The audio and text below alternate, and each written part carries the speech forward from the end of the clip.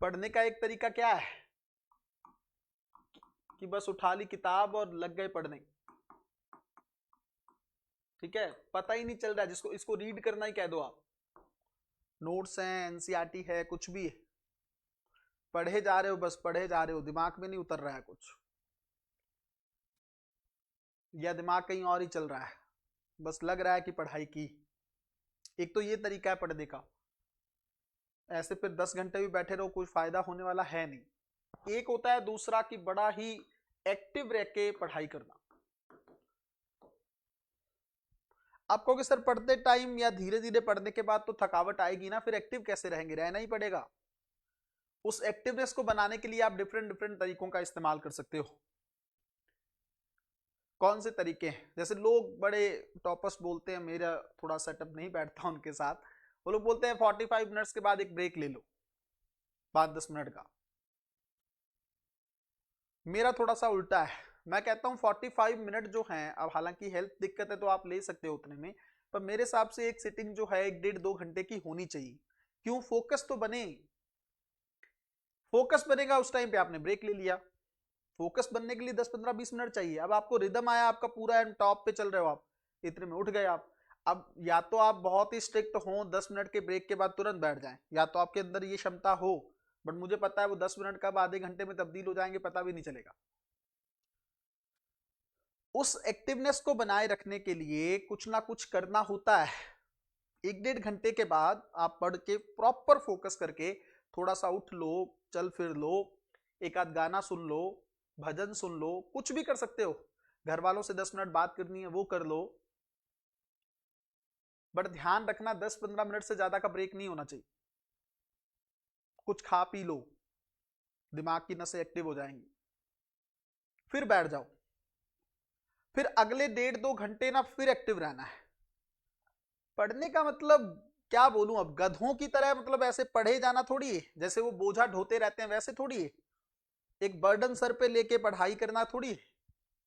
पढ़ने का मतलब क्या है, एक्टिव रह के पढ़ाई करनी, क्योंकि आप लोगों का एग्जाम वैसा है ना, देखो एग्जाम स्कूल में था, कॉलेज में, अगर उस तरह का एग्जाम हो ना तो वो जैसे बोझा ढोने वाली पढ़ाई है वैसे हो जाएगा, चल जाएगा काम। क्यों, लिखना ही है, पता नहीं कोई चेक भी कर रहा है कि नहीं कर रहा है, पन्ने देख के तो नंबर दे रहे हैं। 20 नंबर के सवाल के पहले यही देखते थे ना कितने पेज भरे हैं। भारत में आज भी ये थ्योरी चलती है भाई कॉपी भरा ना, इग्नू के एग्जाम में तो होता है, कई बच्चे ही करते हैं, अभी भी करते हैं, बोले सर कॉपी भर आते हैं, 60-70% आराम से आ जाता है, अंदर अच्छा लिख दे तो पता नहीं क्या हो। वो एग्जाम हो तो बोझिल पढ़ाई भी ठीक है, बट अगर एग्जाम ही तुम लोगों का ऐसा है जो यूपीएससी हर लाइन पे इतनी दिक्कत कर दे रहा है, तो फिर कैसे चलेगा बताना जरा। फिर तो बहुत शार्प रहना होगा, बहुत शार्प।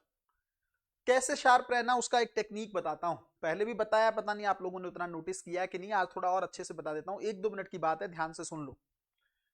शार्प रहने का मतलब यह है कि जब भी आप पढ़ाई कर रहे हो, और खास करके जब आप रिवीजन कर रहे हो या क्रैश कोर्स का कंटेंट पढ़ रहे हो, अंतिम प्रहार बैच पढ़ रहे हो, जो एकदम सिस्टमैटिक तरीके से मैंने दे दिया, मान लो जब उसको पढ़ रहे हो ना उस तरह की चीज को, तो उसको पढ़ते टाइम आपके दिमाग में सिर्फ एक ही चीज चलनी चाहिए, क्या, सवाल कैसे बन सकता है।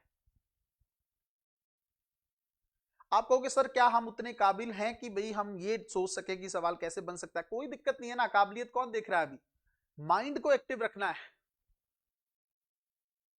कहीं कंपैरिजन तो नहीं पूछ लेगा, कहीं स्टेटमेंट के फॉर्म में सवाल तो नहीं फ्रेम कर देगा, कहीं फैक्ट को स्टेटमेंट तो नहीं बना देगा, ये सब चीजें दिमाग में चलते रहना चाहिए। बड़ी खुशी हुई मुझे इस बार जब शिवानी ने बताया कि सर आपके संडे वाले प्लान को फॉलो कर लिया मैंने, सुबह 5 बजे से लेकर 12-1 बजे तक मैंने रिवीजन किया है, और उस लड़की ने फोन भी किया मुझे संडे को कि सर बहुत अच्छा लग रहा है, आप ही की क्लास की स्टूडेंट है, पिछले वीक ही मैंने बताया था कि 5, यही तो चीज है। फिर अगर आपको बोल दिया, अब देखो कितने 13-14 बच्चे हैं, अब उसमें से कितनों ने इंप्लीमेंट किया, ये तो फिर उसी से सिलेक्शन दिखेगा ना, किसने उस बात को ध्यान से सुना, या किसने एक रील ही समझ ली कि नहीं यार सर तो ऐसे बता रहे हैं, ये तो आप पे डिपेंड करता है। मैंने बोला क्या था कि संडे को लोग इंजॉय करने में निकाल दें, और आप बैठ जाओ सुबह 5 बजे, उस दिन तो जल्दी उठना ही उठना है। कितने ही संडे बचे हैं अब यहां से, खत्म हो गया नवंबर तो। अब संडे कितने ही बचे हैं? जितना एडिशनल चलोगे उतना एडिशनल होने वाला बेनिफिट भी आपको ही होगा। ये चीज भी दिमाग में रखनी है। फिर बच्चा कहता है अरे सर वो भी इसी क्लास में था, उसके 130 कैसे आ गए, मेरे तो जी 80 भी नहीं बन रहे, 90 भी नहीं बन रहे। वो ये सब कर रहा था ना, इसलिए आ गए उसके। जो बच्चा अभी से दिमाग में ये चल मान के चल रहा है कि जनवरी फरवरी में फॉर्म नहीं आना है, मेरा एग्जाम होना है, जो ये माइंडसेट लेके चल रहा है, तो उसका तो सब तैयार होगा उस टाइम तक। उसका सीसेट भी तैयार होगा, ऑप्शनल भी तैयार होगा, जीएस का भी काम करके रखेगा। वो ये थोड़ी सोचेगा कि अरे यार उसके बाद भी 3 महीने पढ़े। आप कहेंगे सर क्या ये इम्प्रैक्टिकल योजना है? मेरे हिसाब से प्रैक्टिकली ये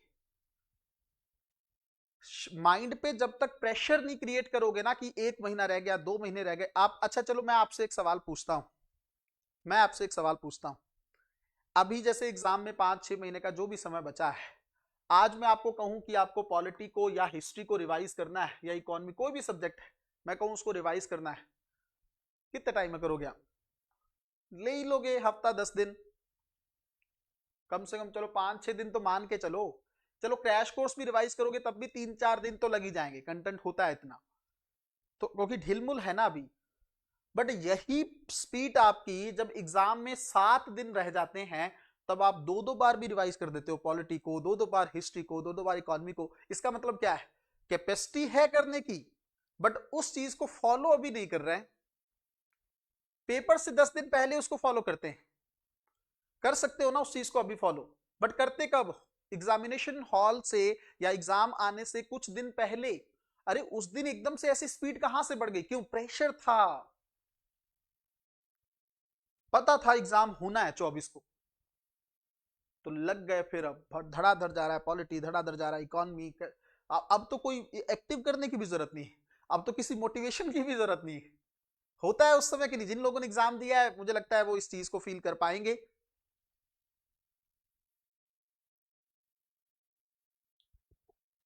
जिन लोगों ने एग्जाम दिया है या कोई भी एग्जाम दिया, लगता है ना लास्ट के 2, अब जिन लोगों का ईपीएफओ है मान लो 30 को होना है एग्जाम, है ना, संडे वाले दिन, अब लगे पड़े होंगे, होंगे कि नहीं? आप में से भी हैं 1-2 बच्चे, तो एकदम लगे होंगे पॉलिटी भी हो जाए, हिस्ट्री भी हो जाए। ये स्पीड कहां से आती है? इस स्पीड को हम पेपर से 6 महीने पहले, और इवन मैं कहता हूं पूरे साल मैनेज क्यों नहीं कर सकते इसको? क्या दिक्कत है इसमें? कोई दिक्कत नहीं है। चलो इसका 100% ना करके 50% ही कर लो, चीजें जल्दी चलेगी। फिर वो प्रेशर लेके आओ अपने माइंड में, बस मेरा कहने का पॉइंट ये है।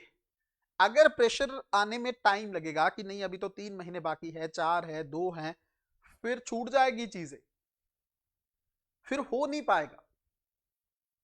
अभी से वो स्ट्रेस माइंड पे रहना ही चाहिए। एग्जामिनेशन को लेकर, पेपर को लेकर स्ट्रेस जरूर रखना है, इसका मतलब पढ़ाई को लेकर स्ट्रेस रखना है, बट ये फालतू स्ट्रेस नहीं रखना है। नहीं होगा तो क्या हो जाएगा, ये हो जाएगा तो वो हो जाएगा, घर वाले निकाल देंगे, वो कर दे, कुछ नहीं।